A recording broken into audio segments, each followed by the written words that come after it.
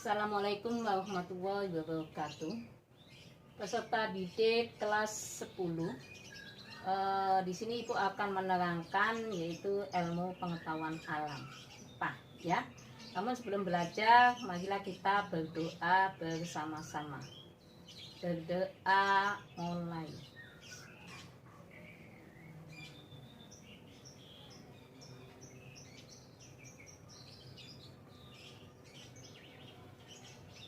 Berdoa selesai. Oke, kita mulai aja. Ibu akan menerangkan IPA, yaitu mengenai gejala alam biotik dan abiotik. Di sini maksudnya adalah gejala-gejala yang dialami oleh komponen biotik, ya. Sedangkan makhluk hidup adalah suatu organisme makhluk hidup, yaitu suatu organisme yang dapat mempertahankan diri dari berbagai perubahan lingkungan, ya, serta dapat berkembang biak untuk melestarikan jenis-jenisnya. Maaf ya. Kemudian makhluk hidup meliputi bakteri, manusia, hewan, dan tumbuh-tumbuhan. Itu setahap demikian melestarikan ya kehidupannya. Kemudian gejala alam abiotik merupakan gejala-gejala yang dialami gejala alam abiotik merupakan gejala-gejala yang dialami komponen abiotik, ya. Contohnya gejala alam abiotik adalah hujan, pelapukan, erosi, dan ledakan. Ya. Nah, di sini ada berbagai macam, ya. Misalkan dicontohkan wujudnya. Wujudnya benda abiotik, ya, dibedakan menjadi 3 wujud, ya, cair, padat, dan gas. Cair, air, minuman, dan lain sebagainya berupa cairan. Kemudian padat, benda-benda padat, ya. Nah, misalkan meja, bangku, dan lain sebagainya, ya, berupa padat, ya.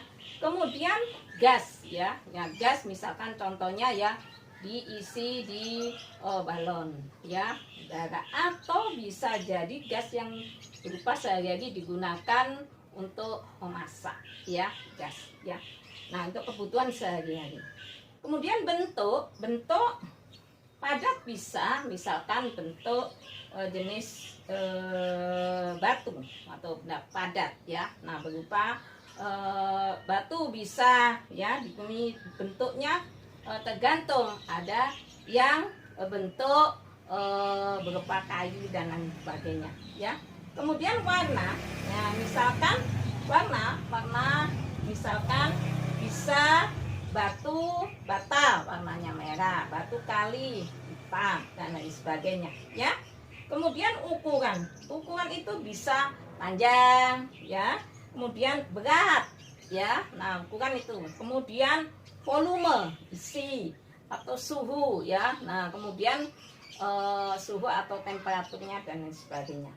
Kemudian bau, misalkan di sini bau belerang akan menyengat, ya. Nah, ini di dalam tubuh kita jangan terlalu banyak menyengat zat belerang, akan mengakibatkan batuk-batuk dan lain sebagainya, sesak, ya. Kemudian dapat dibedakan belerang atau itu bau belerang atau air kotor dan lain sebagainya, itu bisa berbeda, ya. Kita rasakan, oh ini bau apa gitu.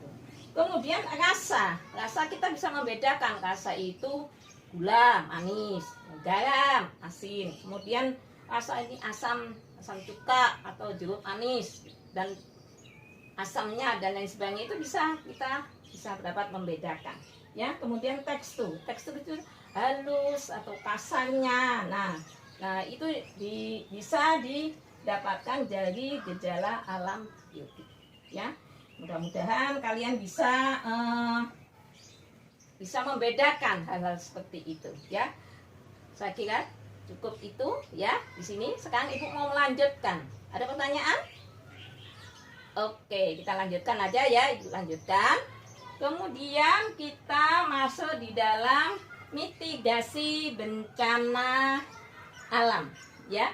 Oke, mitigasi merupakan suatu upaya yang bertujuan untuk meminimalisir dampak yang ditimbulkan oleh bencana alam, ya. Kemudian bencana karena ulah manusia. Nah, biasanya apa ulah manusia? Nah, ini biasanya pembakaran ya hutan, ya. Kemudian bencana alam karena membuang sampah dengan sembarangan. Dan ini harus manusianya harus mengusahakan jangan sampai terjadi suatu bencana alam, ya. Kemudian bencana alam, kemudian manusia atau gabungan dari keduanya, ya, dalam suatu negara maupun masyarakat. Oleh karena itu harus bekerja sama bagaimana untuk meminimalisasi atau minimalisir, ya, bagaimana terjadinya supaya tidak terjadi bencana alam seperti itu, ya, supaya tidak terjadi banjir atau kebakaran hutan dan lain sebagainya. Oke. Kemudian tujuan dari mitigasi bencana, 1, mengurangi resiko atau dampak yang ditimbulkan oleh bencana, ya, misalkan khususnya bagi penduduk seperti korban jiwa, ya, atau kematian, kerugian ekonomi dan kerusakan sumber daya alam akibat dari bencana-bencana itu, ya. Nah, akibatnya kemana-mana, ya. Oke, kemudian sebagai landasan atau pedoman, ya, untuk perencanaan pembangunan, ya. Jadi supaya tidak terjadi hal yang negatif, kita mendorong bagaimana suksesnya dalam suatu pembangunan, ya. Jangan sampai terjadi hal-hal yang tidak dimungkinkan, yaitu akibat dari bencana itu, sehingga pembangunan dengan bencana ini akan gagal atau dan sebagainya, ya. Oleh karena itu ditekankan masyarakat dan negara bekerja sama. Oke. Kemudian juga meningkatkan pengetahuan masyarakat dalam, ya, menghadapi serta mengurangi dampak atau risiko dari bencana, sehingga masyarakat dapat hidup dengan bekerja dengan aman, tidak was-was seperti itu, ya. Bagaimana caranya masyarakat dan lingkungannya bekerja sama, ya, dengan negara untuk bagaimana supaya tidak terjadi bencana alam yang berlebihan, ya, sehingga bisa lah kita atasi dengan usaha manusia yang sebaik-baiknya. Kemudian sekarang bencana alam, ya. Di sini bencana yang terjadi di Indonesia, misalkan banjir. Banjir itu diakibatkan apa? Ya seperti tadi ya sudah saya jelaskan, banjir. Jangan sampai kita membuang sampah dengan sembarangan. Maaf, kadang-kadang benda-benda yang tidak dikehendaki, mohon maaf, misalkan kasur dibuang sembarangan, benda-benda yang sampah-sampah berlebihan dibuang di kali, ya, itu akan mengakibatkan banjir, ya, terutama di daerah di kota-kota, ya. Oke, kemudian tanah longsor itu biasanya terjadi di Indonesia karena pengikisan, ya, tanah longsor, ya, letusan gunung berapi, ya, dan lain sebagainya. Nah, dengan gunung berapi itu ada plus minus, ada yang mengakibatkan itu bencana gunung berapi akan mengakibatkan kalau berbahaya, lahar-lahar, ya, kemudian lava dan sebagainya, ya. Jangan sampai manusia merasakan seperti itu, ya. Tentu saja dengan berusaha semaksimal mungkin untuk melarikan diri atau bertempat tinggal di daerah yang aman, gitu. Kemudian tetapi dari akibat-akibat yang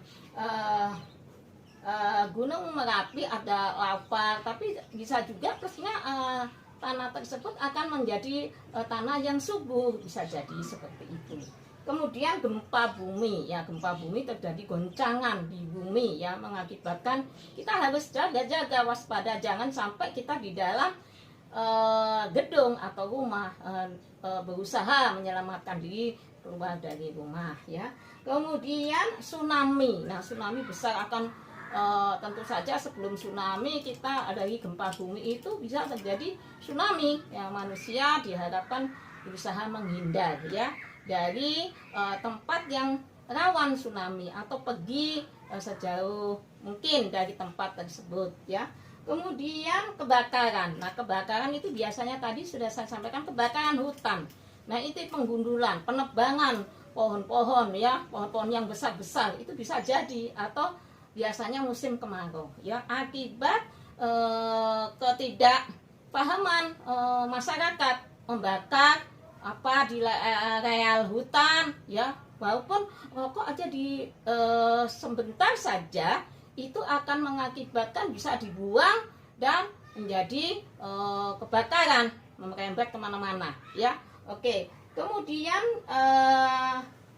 kekeringan itu akan terjadi tidak suburnya lahan tanaman. Kemudian kekeringan bisa terjadi yang biasanya itu panenan, baik itu padi atau palawija yang distandarkan subur pada saatnya panen, ternyata kekeringan tidak adanya air mengalami kemunduran, bisa tidak bisa panen ya, akibat bisa jadi karena kekurangan air.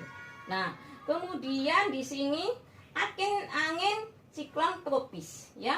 Karena angin biasanya membuat pohon-pohon itu tumbang, atau bisa jadi tiang listrik atau papan-papan iklan dan lain sebagainya karena besarnya angin tersebut ya. Itu termasuk bagian dari bencana juga.